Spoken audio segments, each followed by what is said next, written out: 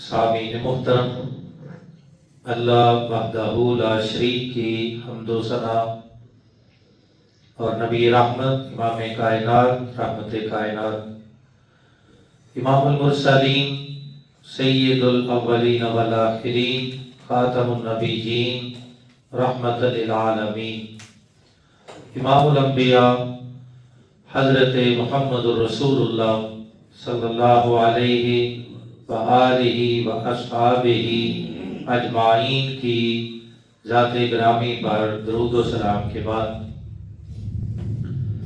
سورہ ابراہیم کی 2 آیات آپ نے سماعت فرمائی ہے۔ ان آیات مبارکہ میں اللہ رب العالمین نے کلمہ طیبہ کی مثال ایک درخت کے ساتھ دی ہے،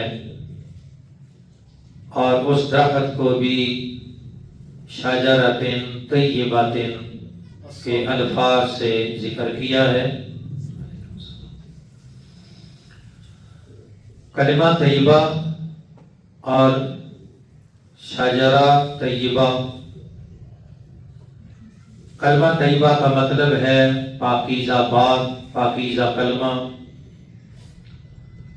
اور شجرۃ طیبۃ کا مطلب ہے پاکیزہ درخت۔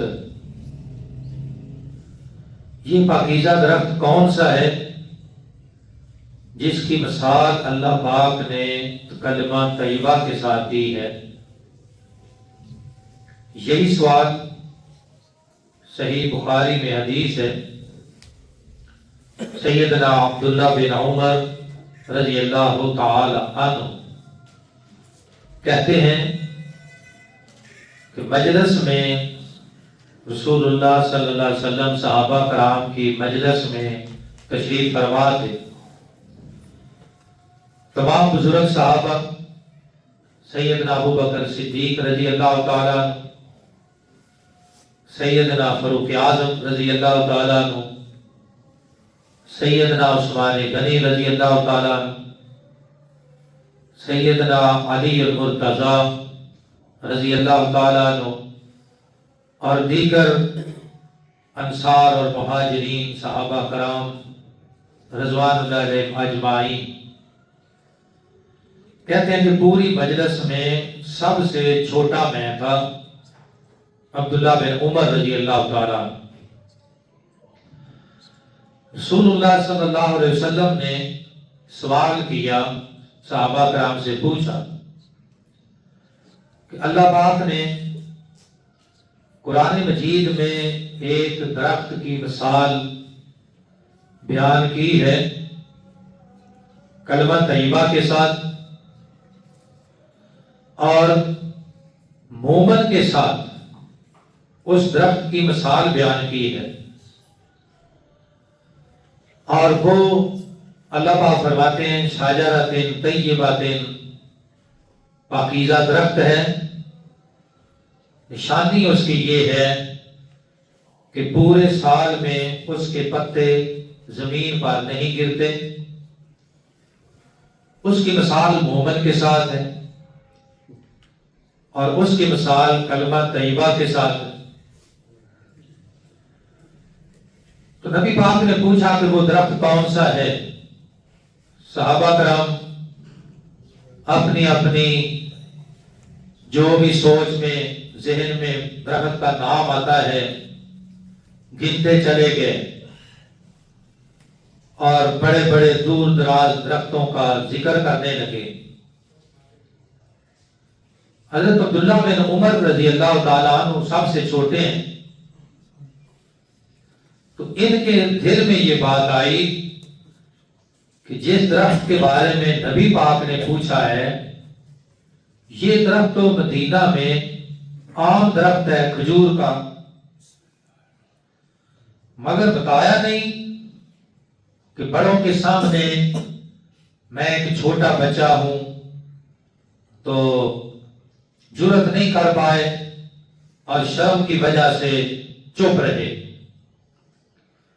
نبی پاک نے خود ہی بتایا کہ یہ درخت کھجور کا ہے، تم تو بہت دور چلے گئے، اور کھجور کا درخت مدینہ میں عام ہے۔ اللہ پاک نے اس درخت کی مثال کلمہ طیبہ کے ساتھ بھی دی ہے اور مومن کے ساتھ بھی دی ہے۔ تو خیر مجلس ختم ہوئی، عبداللہ بن عمر رضی اللہ تعالیٰ عنہ گھر میں گئے اور اپنے والد محترم سے کہنے لگے کہ میرے ذہن میں یہ بات آ گئی تھی کہ یہ درخت کھجور کا ہے، مگر میں نے شرم کی وجہ سے نہیں بتایا کہ بڑے لوگ بیٹھے ہیں۔ حضرت عمر رضی اللہ تعالیٰ عنہ کہنے لگے بیٹا اگر تم بتا دیتے تو میرا سار فخر سے بلند ہوتا اور بڑی خوشی کا میرے لیے موقع ہوتا۔ اگر آپ اس سوال کا جواب بتا دیتے، ہمیں تو نہیں، ہمارے ذہن میں نہیں آیا۔ امام بخاری نے اس حدیث سے یہ مسئلہ بھی ثابت کیا ہے کہ ضروری نہیں کہ ہر مسئلے کا علم ہر بندے کو ہو، ہر بات کا علم کسی بڑے کو لازم ضروری نہیں۔ بعض بات چھوٹے بچے کے ذہن میں صحیح بات آ جاتی ہے اور بڑے آدمی کو سمجھ نہیں آتی۔ تو خیر اللہ پاک فرماتے ہیں الم تر کیف ضرب اللہ مثلا کلمۃ طیبۃ، کیا آپ نے نہیں دیکھا کہ اللہ نے کیسے مثال بیان کی ہے کلمہ طیبہ کی، کشجرۃ طیبۃ، جیسے شجرہ طیبہ ہے، کلمہ بھی طیبہ اور شجر بھی طیبہ، کلمہ بھی پاک درخت بھی پاک، جس کے ساتھ مثال دی ہے۔ کلمہ کتنا پاک ہے، کتنا محبوب ہے، کتنا پسندیدہ ہے، اور کتنا وزنی ہے کائنات میں۔ اگر کوئی سب سے بھاری چیز ہے کلمات میں تو سب سے زیادہ وزن کلمہ طیبہ کا ہے، کلمہ توحید کا ہے، کلمہ شہادت کا ہے۔ آپ کہیں گے اس کی دلیل کیا ہے؟ ایک تو واقعہ ہے موسیٰ علیہ السلام کا کہ موسیٰ علیہ السلام نے کوہ طور پر جب اللہ پاک سے ہم کلام ہوئے تو سوال کیا کہ یا الہی مجھے کوئی ایسا ذکر بتایا جائے جو تمام ذکروں اذکار میں سب سے زیادہ محبوب ہو، خاص ذکر مجھے وہ بتایا جائے۔ اللہ پاک نے فرمایا موسیٰ نبی لا الہ الا اللہ کثرت کے ساتھ پڑھا کر۔ نبی پاک نے فرمایا افضل الذکر لا الہ الا اللہ، تمام اذکار میں سب سے افضل ترین کوئی ذکر ہے تو وہ لا الہ الا اللہ ہے۔ یہی کلمہ طیبہ ہے، یہی کلمہ شہادہ بھی ہے کہ اشہد ان لا الہ الا اللہ، یہی کلمہ توحید ہے، اس کو کثرت کے ساتھ پڑھو۔ موسیٰ علیہ السلام کہنے لگے یا الہی یہ تو ساری دنیا پڑھتی ہے، آرے کو پتہ ہے، مجھے کوئی خاص ذکر بتایا ہے۔ اللہ پاک نے فرمایا موسیٰ نبی تم اس کو عام سمجھتے ہو، اگر ساتوں زمینیں ساتوں آسمان ترازو کے ایک پلڑے میں اور یہ افضل الذکر لا الہ الا اللہ دوسرے پلڑے میں رہ پر، اگر آپ اس کا وزن کریں مادت بے ہنگا تو یہ کلمہ توحید کلمہ طیبہ نیچے جھک جائے گا، بیٹھ جائے گا اور 14 طبق اوپر اٹھ جائیں گے، اس کے وزن کا مقابلہ نہیں کر سکتے۔ اس کو عام نہ سمجھو، پوری کائنات میں سب سے پاکیزہ ترین بات اگر ہے تو وہ ہے لا الہ الا اللہ یا اشہد ان لا الہ الا اللہ۔ سب سے پاکیزہ اور سب سے وزنی وزن اس کا ہوگا قیامت کے دن. اور اس کا ذکر ہے حدیث بطاقہ کے نام سے. یہ حدیث مشہور ہے. بطاقہ کہتے ہیں کہ چھوٹا کاغذ کا پرزہ. حدیث بطاقہ میں رسول اللہ صلی اللہ علیہ وسلم نے ارشاد فرمایا کہ قیامت کے دن ہر ایک کا حساب ہونا ہے. ایک بندہ اس کا حساب, اس کا سارے اعمال اور اس کے گناہ اتنے زیادہ ہوں گے کہ 99 دفتر گناہوں کے بھرے ہوئے. اللہ پاک فرمائیں گے, فرشتوں کو حکم دیں گے کہ دیکھو ذرا اس کی کوئی نیکی بھی ہے. فرشتے اس کو چیک کریں گے اور 99 دفتر چیک کرتے کرتے آخر ایک کاغذ کا ایک ٹکڑا ملے گا جس کو بطاقہ کہا گیا ہے. اس پر یہ لکھا ہوگا اشہد ان لا الہ الا اللہ واشہد ان محمدا عبدہ ورسولہ. فرشتے کہیں گے یا الہی 99 دفتروں میں صرف یہی ایک کاغذ کا ٹکڑا ہے جس پر یہ لا الہ الا اللہ لکھا ہوا ہے. یہ اس کا اقرار کرتا تھا. اللہ پاک فرمائیں گے پھر نظر کرو. اب دیکھنے والے بھی حیران, وزن کرنے والے بھی حیران کہ ایک طرف 99 گناہوں کے دفتر اور دوسری طرف ایک پرزہ جس پر لا الہ الا اللہ لکھا ہوا ہے. خیر اللہ کا حکم ہے, وزن ہوگا.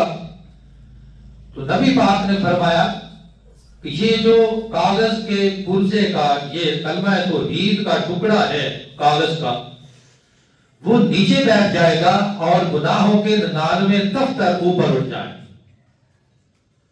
اللہ پاک فرمائیں گے ہم تو انصاف کا ترازو لگائیں گے. ونازل موازین بالقسط, انصاف کا ترازو کھڑا کریں گے. اور جس کا نیکیوں کا پلڑا بھاری ہو گیا یقیناً وہ کامیاب ہوا. اس کا نامہ اعمال دائیں ہاتھ میں اور اس کا داخلہ جنت میں. تو ثابت یہ ہوا کہ پوری کائنات میں اگر کوئی پاکیزہ ترین کلمہ ہے, افضل ترین ذکر ہے, پاکیزہ ترین بات ہے, سب سے وزنی کوئی چیز ہے تو وہ ہے اشہد ان لا الہ الا اللہ. فرمایا ضرب اللہ مثلا کلمۃ طیبہ, اللہ نے اس کلمہ طیبہ کی مثال دی ہے کشجرۃ طیبہ, ایک پاکیزہ درخت کے ساتھ. وہ درخت کھجور کا نبی پاک نے فرمایا. اس کی مثال کیسے ہے؟ مثال اس لحاظ سے ہے کہ جیسے کھجور کا درخت پاک صاف ہے اور اس کا پھل بڑا لذیذ ہے اور برکت والا ہے, طاقت والا ہے اور پاکیزہ بھی ہے, اسی طرح یہ کلمہ توحید پاکیزہ بھی ہے, وزنی بھی ہے, محبوب بھی ہے, سب سے زیادہ پسندیدہ بھی ہے. اب اسی کلمے کی بنیاد پر آدمی کا اگر عقیدہ بھی ہوا تو پھر یقیناً یہ انسان دنیا میں آخرت میں کامیاب ٹھہرا. لیکن لوگوں کی بدقسمتی یہ ہے شروع سے لے کر آج تک کہ کلمہ پڑھنے کے باوجود اس کلمے کے مطابق عقیدہ نہیں بنایا, عقیدہ اس کے خلاف. اگر ہم دیکھیں یہودیوں کو, یہودیوں کا کلمہ تھا لا الہ الا اللہ موسیٰ کلیم اللہ. یہودیوں نے یہ کلمہ پڑھا مگر عقیدہ اس کے خلاف بنایا اور کہنے لگے, اللہ پاک کہتے ہیں قرآن مجید میں وقالت الیہود عزیر ابن اللہ, یہودیوں نے کہا کہ عزیر علیہ السلام جو اللہ کے بندے اللہ کے نبی تھے, یہودیوں کا یہ عقیدہ اس وقت سے لے کر آج تک ہے کہ عزیر علیہ السلام اللہ کے بیٹے ہیں. لیکن کلمہ کیا کہتا ہے؟ لا الہ الا اللہ اشہد ان لا الہ الا اللہ وحدہ لا شریک لہ. آدمی جب کلمے کے اقرار کرتا ہے تو اس کا یہ عقیدہ ہے کہ کائنات میں اللہ کے علاوہ کوئی معبود نہیں، وہ اکیلا ہے، اس کا کوئی شریک نہیں۔ احد کا معنی اکیلا۔ جس طرح یہ کلمہ میں اللہ کی صفت احد ہے، اسی طرح قرآن مجید میں ایک سورہ مبارکہ ہے، وہ بھی تمام سورتوں میں سب سے زیادہ اللہ کو محبوب ہے۔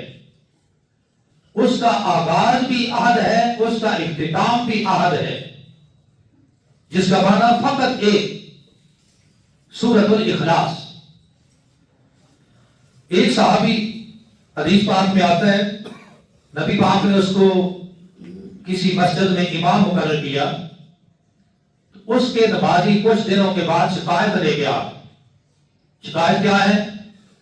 جی ہمارا امام جب بھی نماز پڑھاتا ہے تو پہلے 2 رکعتوں میں جہری قرات ہوتی ہے فاتحہ کے بعد، جو بھی سورت پڑھتا ہے تو اس کے ساتھ سورۃ الاخلاص لازمی ملاتا ہے۔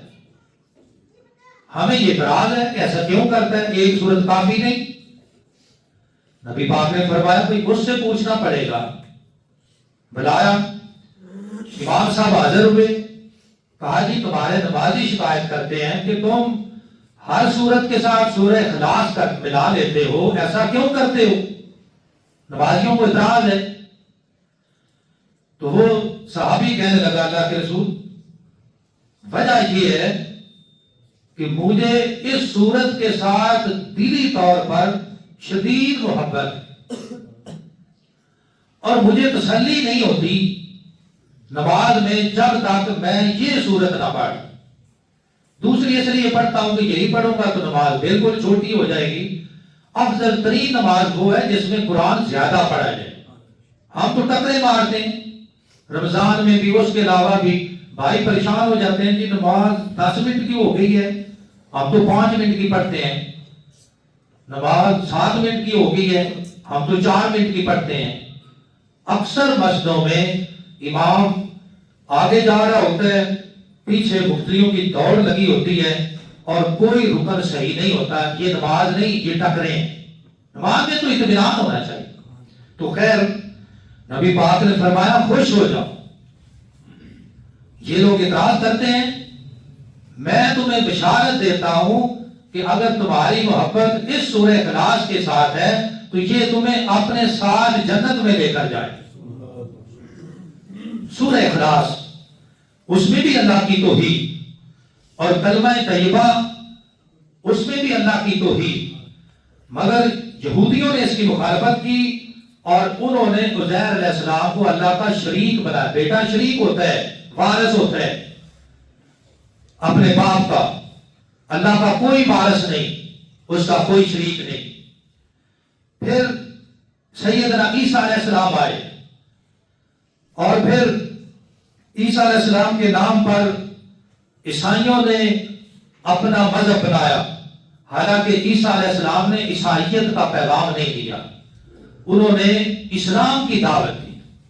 اپنے ماننے والوں کو کبھی نہیں کہا کہ تم عیسائی کرواؤ، کہا کہ تم وَأَنْتُمْ مُسْلِمُونَ، کہ تم مسلمان ہو۔ اسلام آدم علیہ السلام سے لے کر جناب رسول اللہ تک ہر نبی کا دین اسلام ہی تھا۔ کسی نبی نے نہیں کہا تم یہودی بن جاؤ، کسی نے نہیں کہا عیسائی بن جاؤ، کسی نے نہیں کہا کہ تم بدھ مت بن جاؤ۔ اور آج بھی جو فرقہ واریت ہمارے ہاں پھیل گئی ہے، اس کا کہیں سے اسلام میں کوئی تصور نہیں کہ ہم نے خود بنائے، لوگوں نے خود بنائے۔ عیسائیوں نے کہا، قرآن کہتا ہے وقالت النصارى المسیح ابن اللہ، عیسائیوں کا کلمہ تھا لا الہ الا اللہ عیسیٰ روح اللہ، کہ اللہ کے علاوہ کوئی معبود نہیں، اور عیسیٰ علیہ السلام اللہ کی طرف سے روح ہیں، اللہ کے کلمے ہیں۔ فرشتے نے روح پھونکی ان کے والدہ مریم علیہ السلام کے گریبان میں، اور کماری مریم کے ہاں عیسیٰ علیہ السلام کی پیدائش ہوئی۔ یہ اللہ کی قدرت کی نشانیوں میں ایک بہت بڑی نشانی ہے۔ تو عیسائیوں نے کہا وقالت النصارى المسیح ابن اللہ، کہ عیسیٰ علیہ السلام اللہ کے بیٹے ہیں۔ لا الہ الا اللہ پڑھا، عقیدہ اس کے خلاف بنایا اور اللہ کا شریک بنا دیا، اللہ کا وارث بنا دیا۔ اللہ پاک نے فرمایا یہودی کافر ہو گئے اللہ کا شریک بنا کر، عیسائی کافر ہو گئے اللہ کا شریک اس کی اولاد بنا کر. مکے کے کافر ان کا عقیدہ یہ تھا کہ فرشتے یہ نعوذ باللہ اللہ کی بیٹیاں ہیں. یہ مکے کے کافروں کا عقیدہ. قرآن نے اس کی نفی فرمائی کہ اللہ کی اگر بیٹا کوئی نہیں تو اس کی اولاد کوئی نہیں, اس کی بیٹی بھی کوئی نہیں. وَلَمْ تَكُنْ لَهُ صَاحِبَةٌ, اس کی بیوی نہیں ہے. جب بیوی اس کی نہیں ہے تو بیٹی کہاں سے آ گئی, بیٹا کہاں سے آ گیا؟ یہ رشتے تم نے کہاں سے بنا لیے؟ یہودیوں نے کلمے کی مخالفت کی, عیسائیوں نے کلمے کی مخالفت کی, مکے کے کافروں نے کلمے کی مخالفت کی. پھر امام الانبیاء, امام کائنات جناب محمد رسول اللہ صلی اللہ علیہ وسلم کو سب سے آخر میں بھیجا, اور آپ کا کلمہ تھا لا الہ الا اللہ محمد رسول اللہ صلی اللہ علیہ وسلم. آپ کے ماننے والوں نے کلمہ پڑھا اور عقیدہ توحید پر اس کلمے کی بنیاد نبی پاک نے رکھی جیسے پہلے انبیاء کرام نے رکھی. مگر وقت گزرنے کے ساتھ ساتھ آج مسلمانوں میں ایک کثیر طبقہ ایسا ہے کہ جس نے یہود و نصارہ کی پیروی کرتے ہوئے اس کلمے کی پھر خلاف ورزی کی اور عقیدہ اس کے خلاف بنایا. کیسے خلاف بنایا؟ آج کئی مساجد میں اذان سے پہلے آپ بھی یہ سنتے ہوں گے, میں بھی سنتا ہوں گا کہ الصلاۃ والسلام علیکہ یا نور من نور اللہ. یہ باتیں فرقہ واریت کے لیے نہیں بلکہ عقیدے کی اصلاح کے لیے کہہ رہا ہوں کہ کلمہ پڑھ کر یہودیوں نے شرک کیا, کلمہ پڑھ کر عیسائیوں نے شرک کیا, اور کلمہ پڑھ کر آج بعض مسلمانوں نے بھی شرک کا ارتکاب کیا اور کہا کہ رسول اللہ صلی اللہ علیہ وسلم اللہ کے نور میں سے نور جدا ہے. اللہ فرماتے ہیں اللہ نور السماوات والارض, اللہ آسمان و زمین کا نور ہے اور آسمان و زمین کا تمام اختیار اور کنٹرول اسی کے ہاتھ میں ہے, مگر وہ خود احد ہے. کلمہ بھی کہتا ہے, سورہ اخلاص بھی کہتی ہے کہ قل هو اللہ احد, اللہ ایک ہے, اللہ الصمد, وہ بے نیاز ہے. ہر قسم کے کمزوری سے, ہر قسم کے رشتے سے, ہر قسم کے تعاون سے, ہر قسم کی مدد سے, کمزوری سے پاک ہے. لم یلد, اس کی کوئی اولاد نہیں. ولم یولد, وہ خود کسی کی اولاد نہیں. ولم یکن لہ کفوا احد, اور اس کا کوئی ہمسر, کوئی برابر, کوئی شریک, کوئی جز اس کا نہیں. مگر کہا نہیں ہم تو نور میں نور اللہ ضرور پڑھیں گے, تم جلتے ہو تو جلو.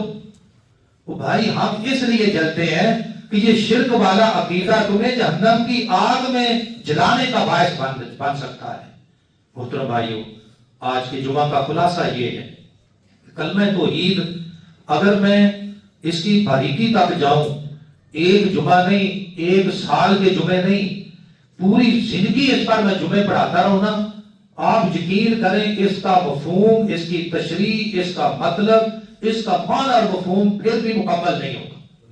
اتنا جامع ہے کہ آج مسلمان اگر صرف اس کلمہ توحید لا الہ الا اللہ اشہد ان لا الہ الا اللہ وحدہ لا شریک لہ واشہد ان محمدا عبدہ ورسولہ, اس کو سمجھ لیں, سارے فرقوں کی جڑ کاٹ جائے, اختلافات ختم ہو جائیں گے, اتحاد پیدا ہوگا اور اللہ کی رحمتیں کا نزول شروع ہو جائے گا.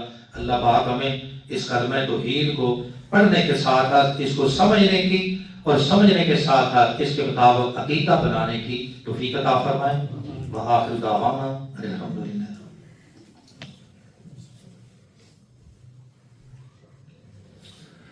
إن الحمد لله نحمده ونستعينه ونستغفره ونعوذ بالله من شرور أنفسنا ومن سيئات أعمالنا.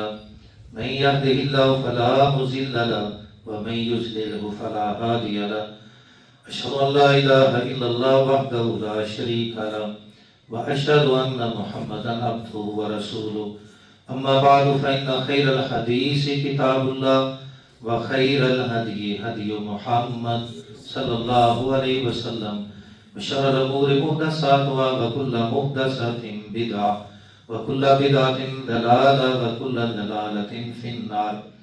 محترم بھائیو، جیسے کلمہ توحید کا سمجھنا ہر مسلمان پر ضروری ہے، صحیح بات تو یہ ہے کہ پورے قرآن مجید کو سمجھنا ہمارے اوپر فرض ہے۔